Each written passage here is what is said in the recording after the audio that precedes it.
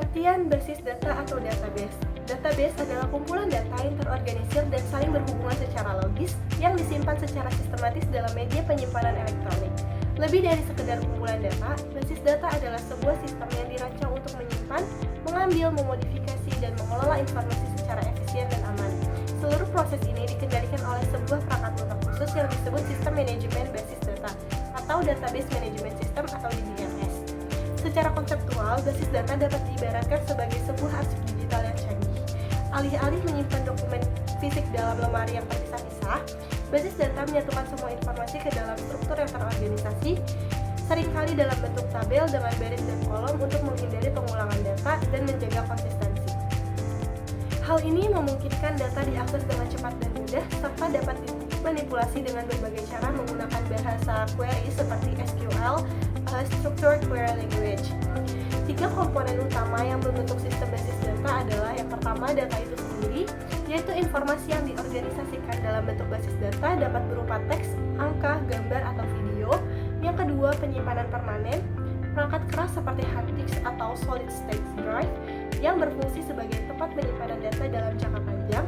Yang ketiga, ada perangkat lunak, manajemen data atau DBMS yang menyediakan antarmuka bagi pengguna dan aplikasi untuk berinteraksi dengan data, termasuk fungsi untuk memastikan integritas, keamanan, dan ketersediaan data.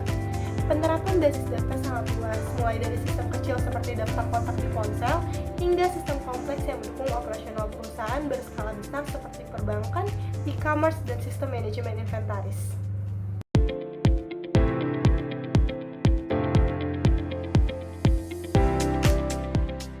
Selanjutnya adalah faktor-faktor yang mempengaruhi performa database. Performa database yang optimal sangat penting untuk memastikan sistem berjalan cepat dan efisien. Banyak faktor yang dapat mempengaruhi kinerja ini, mulai dari cara database dirancang hingga bagaimana sumber daya digunakan. Yang pertama adalah desain basis data. Desain basis data yang kurang baik dapat menjadi penyebab utama menurunnya performa. Jika struktur tabel terlalu besar atau relasi antar tabel terlalu kompleks, proses pengambilan data akan menjadi lebih lambat. Desain yang efisien dan terorganisir dengan baik akan mempercepat akses dan manipulasi data. Yang kedua adalah ukuran basis data. Seiring bertambahnya data dari waktu ke waktu, ukuran basis data akan membengkak, yang dapat menyebabkan penundaan dan penurunan kinerja. Database yang terlalu besar membutuhkan lebih banyak waktu untuk memproses query dan operasi lainnya. Yang ketiga adalah indeks. Indeks yang tidak dioptimalkan dapat memperlambat kinerja akses data secara drastis, terutama pada operasi pencarian. Sebaliknya, penggunaan indeks yang tepat akan membantu sistem menemukan data dengan lebih cepat dan efisien. Yang keempat adalah penggunaan sumber daya sistem. Penggunaan sumber daya sistem seperti CPU, memori RAM, dan disk yang tidak efisien dapat memperlambat kinerja database secara keseluruhan. Jika database tidak dikelola dengan baik dalam hal alokasi sumber daya, sistem akan menjadi lambat dan kurang responsif. Yang kelima adalah konfigurasi sistem yang tidak tepat.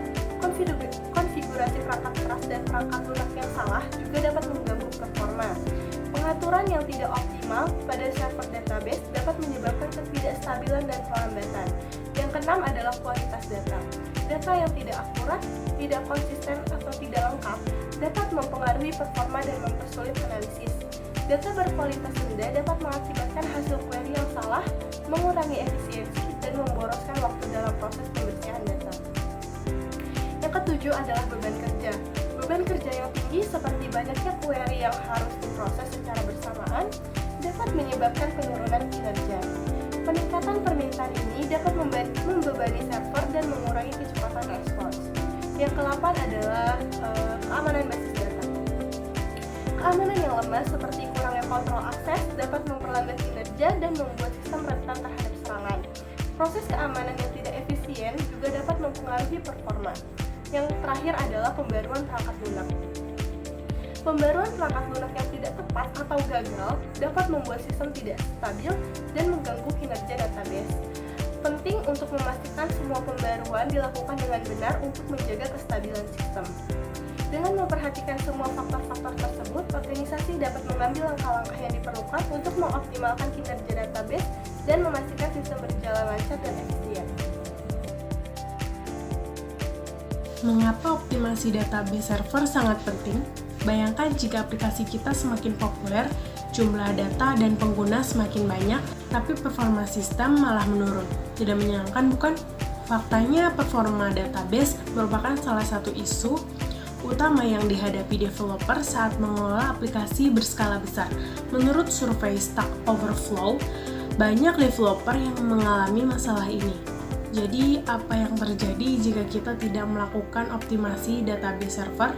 Bisa jadi database kita akan mengalami bottleneck, query menjadi lambat, beban server meningkat, dan pada akhirnya merusak pengalaman pengguna. Dalam dokumentasi resmi PostgreSQL, performa database yang buruk seringkali disebabkan oleh query yang tidak dioptimalkan dan konfigurasi sistem yang tidak sesuai dengan beban kerja. Maka dari itu, optimasi database server sangat penting untuk menjaga performa sistem tetap stabil dan memberikan pengalaman pengguna yang baik. Lalu selanjutnya ada tips rekomendasi optimasi database server. Yang pertama, gunakan indeks secara bijak dengan memfokuskan indeks hanya pada kolom yang sering digunakan dalam kondisi pencarian, pengurutan, atau penggabungan data. Misalnya kolom yang sering muncul di where atau join adalah kandidat utama untuk indeks. Hindari membuat indeks pada setiap kolom secara serampangan karena justru akan memperberat proses tulis. Manfaatkan tools seperti Explain atau Query Analyzer untuk menganalisis query dan memetakan kebutuhan indeks yang sebenarnya. Lalu ada optimasi query. Review secara berkala query-query yang berjalan lambat. Hindari select karena mengambil semua kolom akan menambah beban tanpa selalu diperlukan. Lalu gunakan limit untuk membatasi jumlah data yang diambil, serta pertimbangkan untuk memecah query besar menjadi beberapa bagian kecil.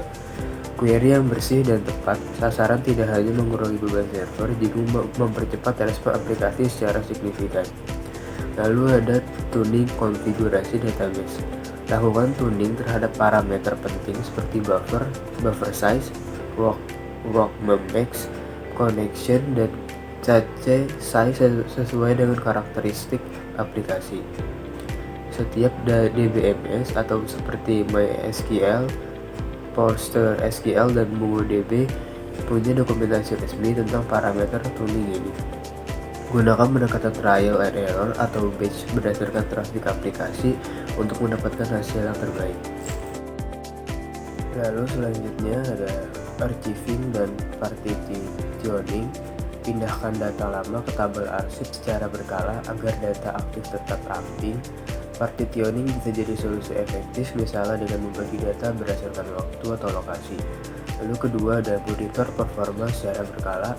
Gunakan tools monitoring seperti MySQL Performance Schema atau aplikasi visual seperti Prometheus.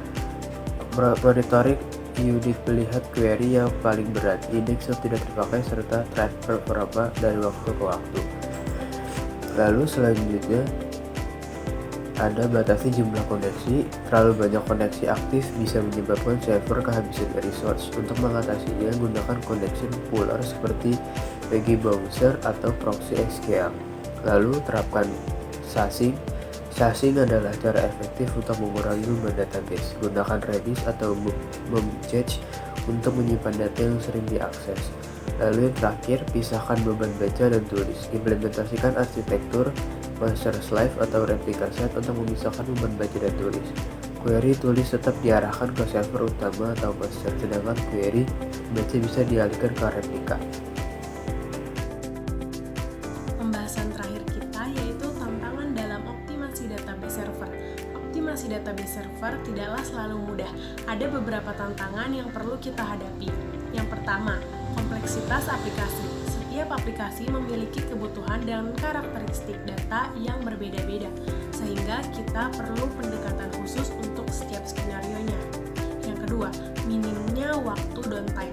Kita tahu bahwa banyak sistem yang harus online 24/7, sehingga melakukan tandingnya tanpa downtime menjadi tantangan tersendiri. Yang ketiga, kurangnya skill teknis. Optimasi database membutuhkan pemahaman mendalam tentang sistem operasi, arsitektur database, dan teknik indexing. Tidak semua tim memiliki kapasitas ini secara in-house.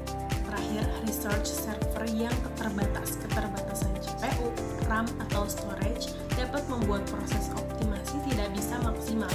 Oleh karena itu, penting untuk memilih server dengan spesifikasi tinggi yang mampu menunjang kebutuhan performa database secara konsisten.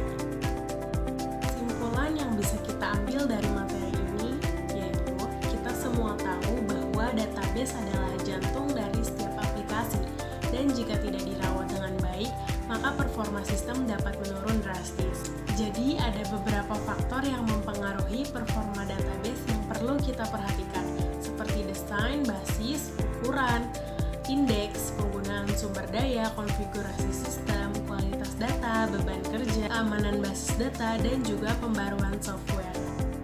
Nah, untuk menjaga performa sistem tetap stabil, kita perlu melakukan optimasi database server.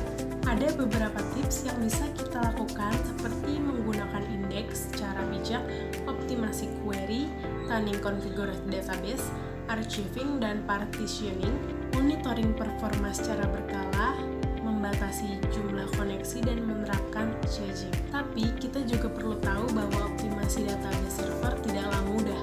Ada beberapa tantangan yang perlu kita hadapi, seperti kompleksitas aplikasi, minimnya waktu downtime, kurangnya skill teknis, dan research server yang terbatas. Jadi apa yang bisa kita lakukan? Kita perlu memilih strategi optimasi yang tepat dan sesuai dengan kebutuhan aplikasi dan database kita, sehingga dapat meningkatkan kinerja database dan membuat aplikasi kita berjalan lebih lancar dan efisien.